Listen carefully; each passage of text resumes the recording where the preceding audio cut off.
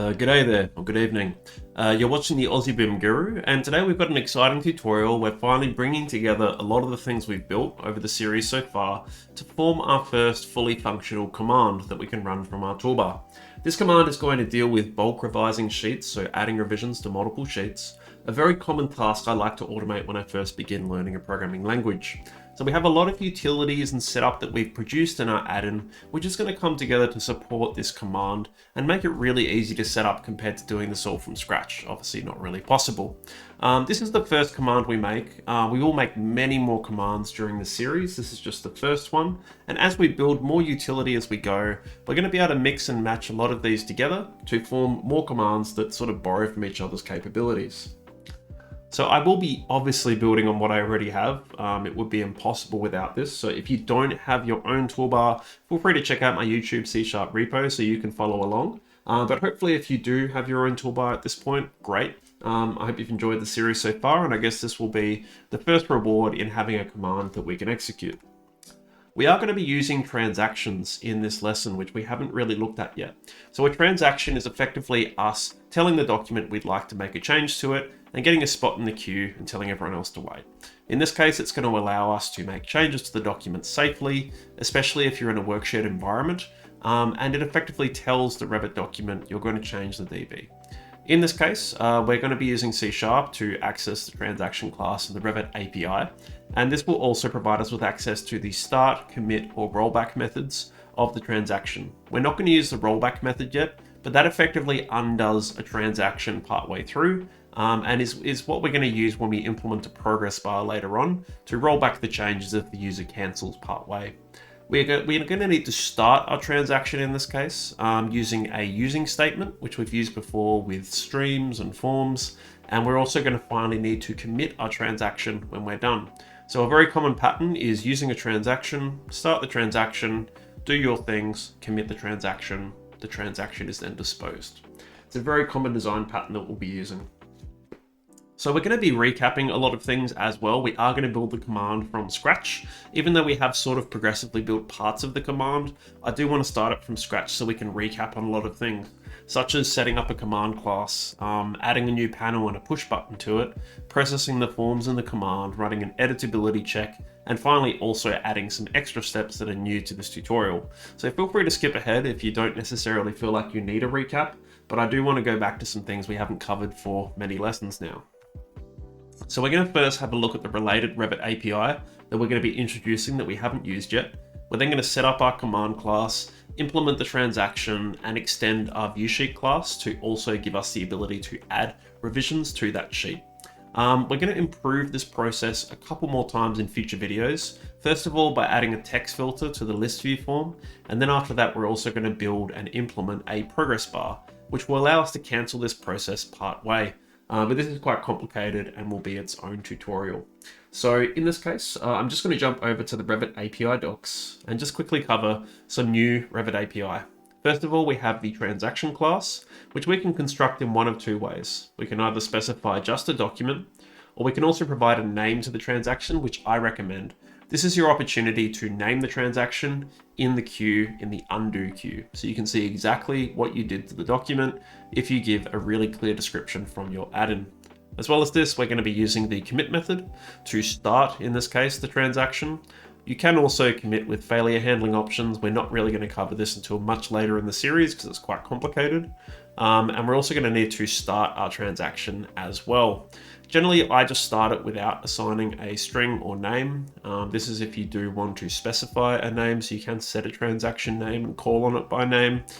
In this case, I'm just going to use the general start method. You can also verify if the transaction has started, ended, and you can also roll back the transaction to cancel it effectively at the point that it's reached. We also need to go to the viewsheet class, and we're going to be implementing, in this case, the get all revision IDs method. I believe we'll be using that one.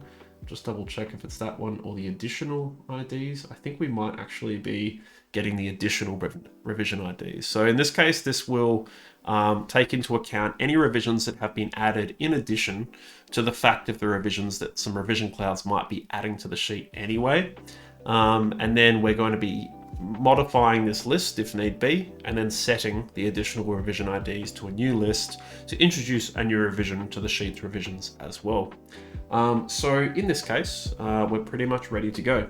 So the first thing we're going to do is re-implement a new command. So we need a new command class. I have some icons set up already, so we're going to be creating a push button. Actually, we might create a pull down, and we're going to call this pull down revision. And we're going to call the command in here bulk rev. So I've already set up these icons with the names required. So revision 32 and revision 16 for the 2 pixel resolution requirements for a pull down. And then the associated command, which will belong to the pull down as a push button, bulk rev. So remember that we do the command group underscore command name resolution. So I'm just going to need to add these to the resources in my project, so that we can access them when we construct our command.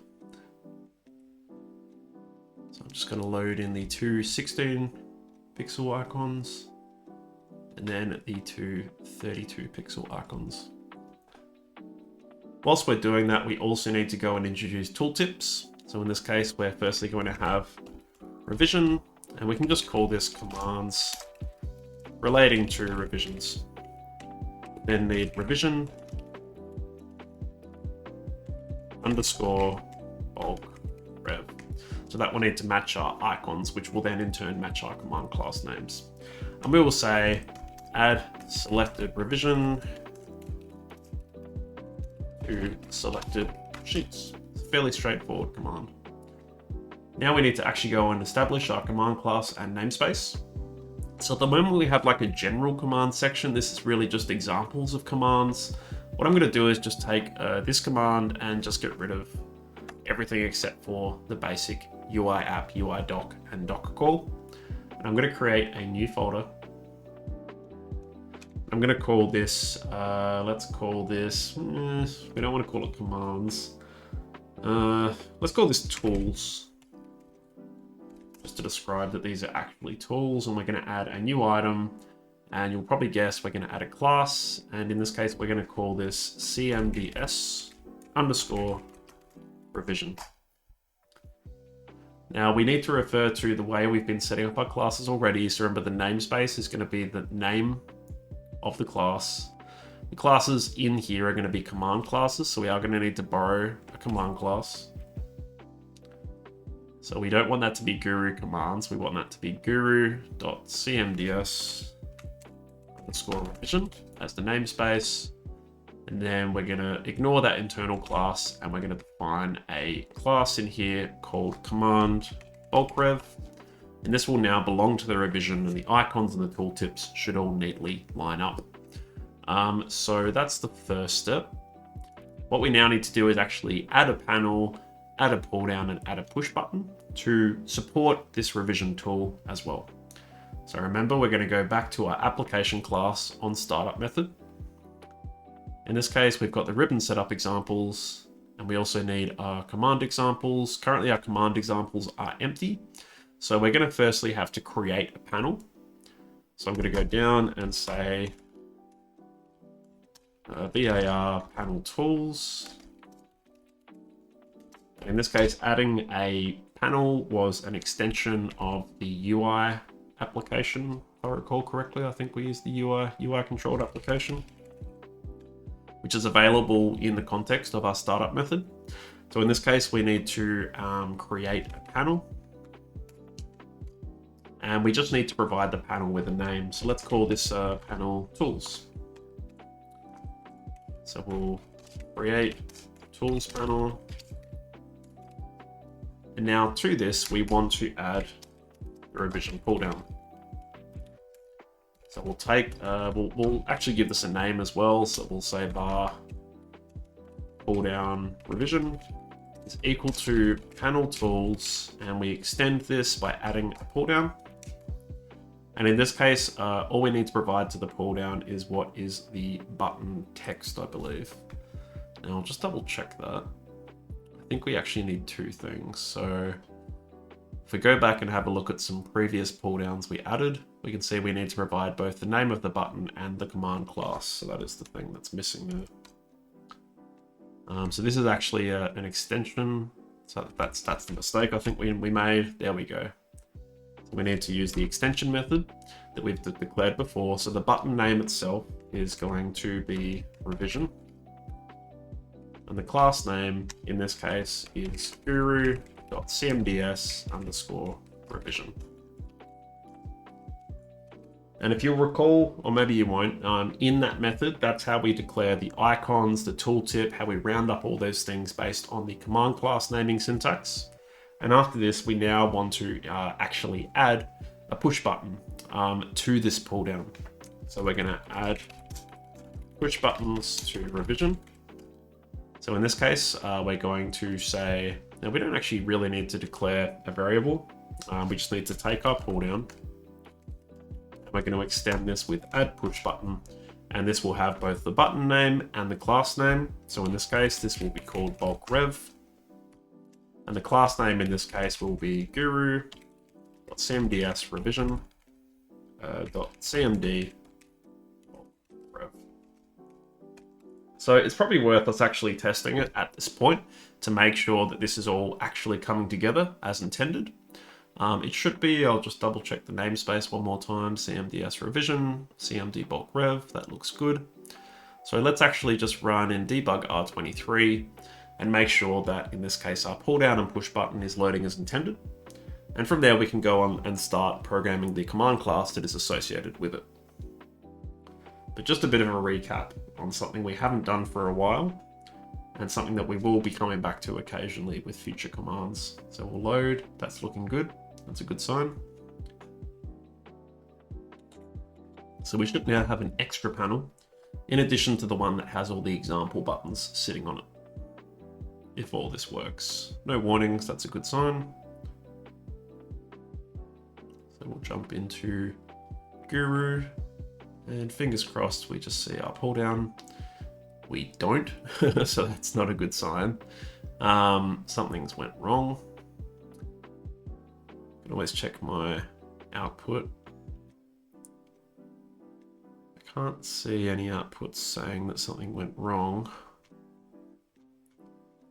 which is a bit concerning. That's live demos for you. Let's just quickly recap on what's going on, make sure this works. We've created the panel, just like we have before. Add ribbon tab, create ribbon, add ribbon panel. That's the problem. We don't want to create panel, we want to use an extension method. That's what's wrong. So I've made the mistake of using an API method instead of my extension method. So again, now we can say, what is the tab name? So we do actually have a globals available for this. This will be the add-in name. It's a global variable. And then in this case, this should be tools. So because this wasn't available, everything else effectively failed. So I'm just going to quickly test this again. But in principle, I think this should now work. So the lesson there is we need to be careful to use our extension methods rather than methods that look like the intention of our extension methods that just happen to be a part of the API, because they won't behave as intended. So now we should hopefully see that panel appear, and then we can move on to writing our command. Chances are a lot of people might skip this part anyway, just because it's recap, and a lot of people don't have time for recap. But hopefully for some people, this might be handy. And there we go. There's our pull down and there's our push button. There's our tooltip and our command. Great. So we can stop debugging. And now all we have to do is go and actually write our command. So we're already collecting the UI app from the command data, the UI doc from that, and the doc from the UI doc document. The first step, if you recall, that we need to do now is round up a revision and round up a sheet. So we'll get a revision, and in this case, we're probably going to need to add some references. So using guru.extensions is one, and using gform equals guru.forms so that we can use forms. So the first step here is we're going to get a revision. So in this case, we're going to say var revision result is equal to gform. No, actually, we're going to extend our document class, that's right. Select revision. And we don't actually need to provide any arguments here because we do want it to be sorted. The title and the message can just be default. So now we say we need to check if we cancel. So if revision result cancelled, then we also cancel at that point. But otherwise, our selected revision is equal to, so we take our revision result, we get its object, which we store to it, as revision. So we cast it to a revision. And in this case, we now have our revision. The next step is we get sheets. So again, bar sheet result, we get our document extension to get sheets. If sheet result is cancelled,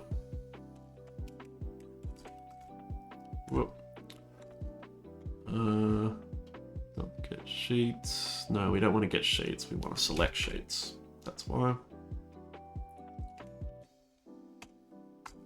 If sheet result cancelled, return cancelled. Otherwise, selected sheets is equal to sheet result, objects. And we're going to cast them to view sheets using system link to list. So at that point, we should end up, I believe, with a list of sheets. I'll just check why that's not working. Objects. So we're asking for the objects output. And before we proceed, we need to make sure that we edit the sheets, or editable check, I guess we could call this. So if the document is work shared, then in this case, we're going to do work sharing result is equal to, now we need to add the reference to our work sharing class. So you can see once you have all these utilities, it's pretty free flow. You know, I'm doing this pretty quickly, but this is roughly how fast I work when I have all these things set up. So we need to provide our sheets, pass as elements to list, because that's the type that the argument expects, and we can also provide the document because all the sheets come from the same document. We can firstly check if the work sharing result is cancelled, return result cancelled. And then after this, we can reassign the sheets. So we can say selected sheets, which already exists as a variable, is going to be redeclared as the work sharing results editable elements, cast to view sheet instead of element like suggested, because these were originally declared as a list of sheets, so we do need to keep the type the same. But at this point, we now have all the editable sheets we can work with. There we go. So we've got to the recap. That's pretty much everything done up to that point. We now need to implement a transaction to make the change. So we're going to edit the sheets. So we're going to say using, and we're going to say var t. So we're declaring our transaction as t equals transaction. We're going to provide the document, and we actually need to say new transaction. This is a new object, so we're instantiating a transaction. And I like to usually say the name of the add-in, colon, and what the tool is, bulk rev. That way, when I see this in the undo queue, I know exactly which command and which add-in generated this change. You can add more specific descriptions if you like, but I usually find if the tool is only doing one thing, describing it as the name of the tool is usually sufficient for a user to understand. So to begin with, we need to start our transaction. We're going to do some stuff, and we're finally going to commit our transaction. When we're finished, we're actually going to return a message to tell the user what happened. So I'm going to modify this and say return gform custom completed. And we're going to provide a completion message, which eventually will be available, but we now need to focus on modifying the revisions on our sheet. And to do that, we're going to use an extension method on the viewSheet class, which we already have. I'm going to go to my viewSheet extension class. We're going to create a public static result. So we want to find out if this was actually successful. And we are going to need to introduce the Revit UI namespace to support the result object type. So I'm just going to go and introduce that up here. as an Autodesk using. And we now are going to return a result for an extension. So we'll say ext, and we'll call this add revision. We're extending a view sheet. Oh. Now it's being a little bit funny with me here. I think I've made it outside the class, so I need to actually make it at this level. There we go. So we're going to have a view sheet, which is being extended, and we're going to provide a revision, which we want to add to the sheet. So there's going to be two scenarios here. We know we can edit the sheet, so that's not a problem, but the sheet might already have the revision applied, in which case we want to say result failed because we didn't actually add this to the sheet. We want to notify the user if we didn't necessarily add the revision to all the sheets, even if technically it already has it, just so they don't worry if nothing changes because they might not realize these sheets are already revised. So to begin with, we are going to get the revisions on the sheet. So we're going to say that the revision IDs are equal to the sheet, and we're going to call on that get additional revision IDs method. And this returns a list of element IDs, an I collection, which we can treat more or less like a list in this case. I now need to actually check if those revisions contain the ID of the revision we want to add. So I'm going to say if revision IDs contains, which is something we haven't really used yet, but it allows us to check if there's something in an enumerable, like a list. And in this case, we need to say revision.id. In this case, we know that we don't actually need to add this revision, so we can just return result failed. Because we know in this case, we didn't actually have to do anything. Otherwise, we know that the revision isn't contained and we do need to add it. So in this case, we are going to take revision IDs, and we're going to add revision.id, which is available as an option in an I collection. Then we're going to take our sheet and we're going to use the set additional revision IDs method to set the list of revision IDs plus the one that we've just added. And then we can return result succeeded. So in this case, we now have a method that we can use as an extension that will make a modification to the Revit document. So it will have to be used in a transaction, which we have available. But we're ready to use this. So if we go back to our command, we can now get rid of this do some stuff, and we can add revision. So in this case, let's just say add result is equal to, and in this case, we're going to take, now we need, actually, I need to go back a step there. We need to say for each sheet.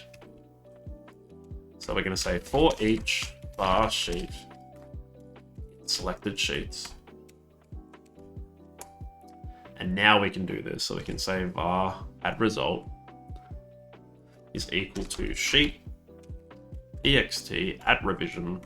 And in this case, we're prompted for our revision, which is our selected revision. And this will attempt to add it. And in the case that it isn't added, we'll get a result cancelled. Otherwise, a result succeeded. So let's also create a tally that we can track. Track revisions added. So we'll create an integer and we'll just say sheets revved. And then we'll just set this to 0 by default. But then we'll also say if add result is equal to result succeeded, sheets revved plus plus, increase sheets revved by 1. So every time we successfully add a sheet, we're going to say that we've increased sheets revved by 1. We can now at the end just say how many sheets of the total that we provided did we uprev. So we can just say return the outcome. And in here, we can use a $sign to declare a string where we can declare properties. And we're going to say, first of all, sheets revved, out of, so that has just a fixed string. And we'll say selected sheets dot count, and we'll say revised, sheets revised, sorry. And this will tell the user how many sheets were revised. We can also tell the user, just so they don't panic, if sheets were skipped, they already had that revision applied. applied. So that we can tell the user, don't worry, if it was skipped, it's not a problem. So we now effectively have our fully functional command. The last thing to do is test it. At which point we've come a long way in the series with a fully functional tool in our toolbar, which we can improve in future, but this has also set a foundation for us to begin building other commands and learning more about C# and other utilities we can take advantage of. So in this case, we should see our pull down and our push button load again, and our command should be associated to that push button and run in the document we're in when it works. So I'm just going to open everyone's favorite ugly little house. And in this case, we might just go to one of the sheets so we can actually see the change take effect. Let's just stay on the cover page. So this is where the revision should appear. We're going to go to Guru, Revision, Bulk Rev. So we see our revision to pick. Obviously, there's only one to pick from. Then we choose which sheets we would like. Let's just revise maybe the first 3.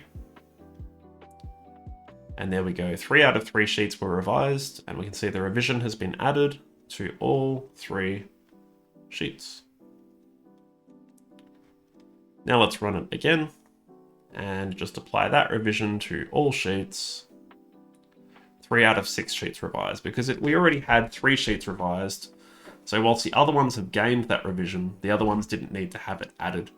So that's effectively our command. I did notice one little thing whilst we were running that command as well that I'm going to fix.